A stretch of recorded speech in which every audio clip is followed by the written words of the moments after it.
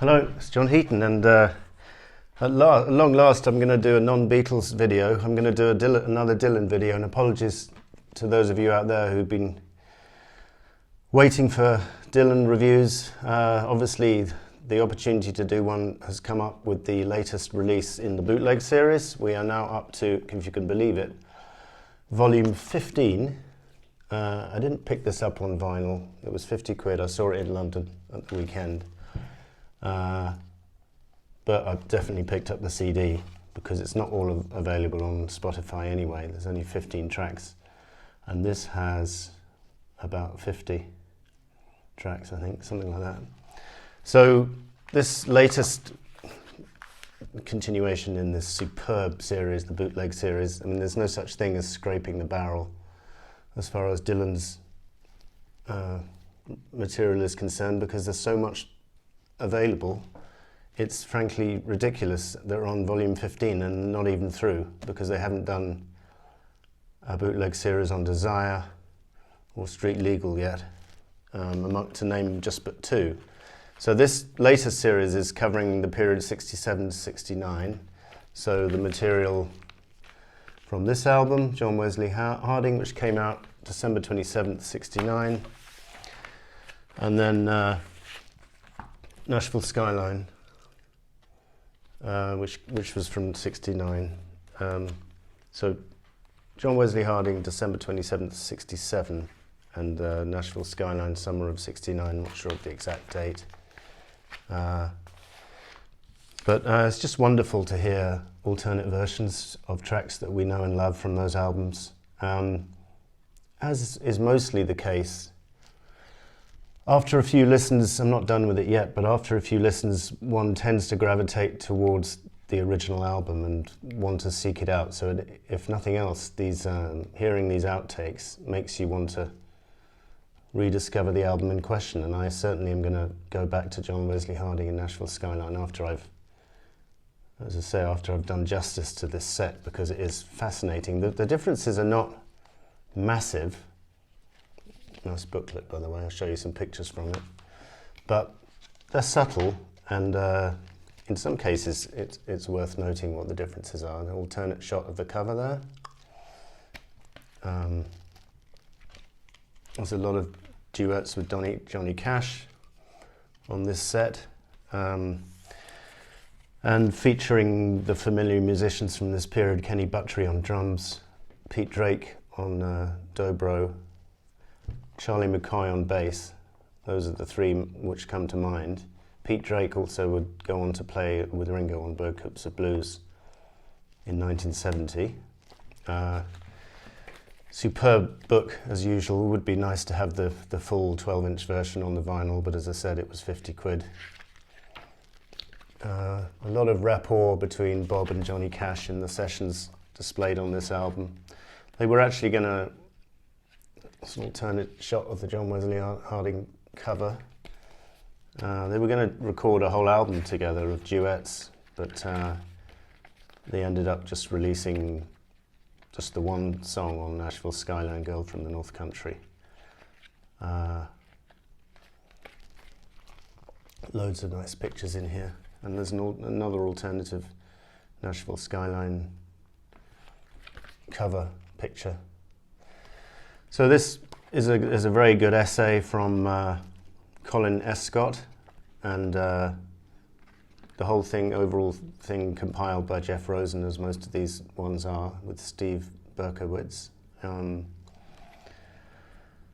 It's worth noting that there's a live performance on the Johnny Cash show from June the 7th, 69, where he's doing Girl from the North Country, Living the Blues, which would turn up on Self-Portrait, and I Threw It All Away. By the way, the demo of I Threw It All Away on here was already released on another Self-Portrait, which was an earlier one of the Bootleg series, so I'm not sure why they're duplicating in a couple of cases, but that's okay. Still value for money. I mean, this triple CD with the booklet was £22, and you get 50 tracks plus a nice booklet. So I'm certainly not complaining. There's also sessions with a banjo player called Earl Scruggs. They laid down some tunes with Earl Scruggs' two sons, Randy Scruggs and Gary Scruggs. They did Nashville Skyline Rag, which was just made for banjo. They did a nice version of To Be Alone With You. They did Honey, Just Allow Me One More Chance from Duck Bob's first album, and East Virginia Blues, the old standard. So that's interesting. The Johnny Cash material is also pretty damn interesting to listen to. Maybe it would have made a little bit too, if it was a full album of this, it might have been a bit too similar, because it's basic country tunes and maybe there's not too much variety there. So, but fascinating to hear them after all these years. There's a nice little piece from Rosanne Cash, Johnny Cash's daughter, in the booklet. A whole host of stuff with Johnny Cash, and as I say, great rapport between the two of them, and some studio chat as well. Interesting version of Lay Lady Lay on here. It's the earlier take, before Kenny Buttrey elaborated on his drum part, and apparently he wasn't satisfied with the drum part, so he decided to put cowbells and bongos on it. And if you listen to the Nashville Skyline version, it's one of Kenny Buttrey's most accomplished drum parts of his career. And so he was playing the bongos. Apparently Chris Christopherson was a studio hand at the time, a kind of T-boy or something, and he was holding up the bongos and Kenny Buttrey was playing them. That was quite interesting. Early versions of, alternate versions of To Be Alone With You, One More Night, I Threw It All Away, Peggy Day, Tell Me It Isn't True with a different rhythm. It ended up being a 3/4 time signature song on Nashville Skyline.